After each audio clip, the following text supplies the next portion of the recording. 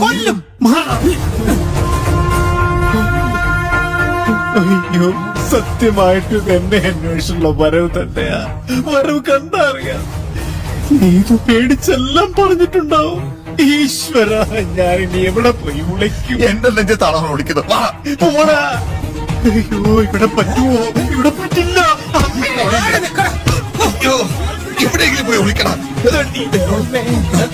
പ്രണാമം മാതാജി. ഹാ ബേട്ട, അവനെവിടെ? അവനിവിടെ ഇല്ലെന്നാണ് എന്റെ ഒരു നിഗമനം. നിങ്ങൾ കാര്യങ്ങളെല്ലാം അറിഞ്ഞ സ്ഥിതിക്ക് അങ്ങനെ തന്നെ അനുമാനിക്കാം, അല്ലേ? അല്ലേ? അല്ലാം. അവനെ വിളിക്കേ.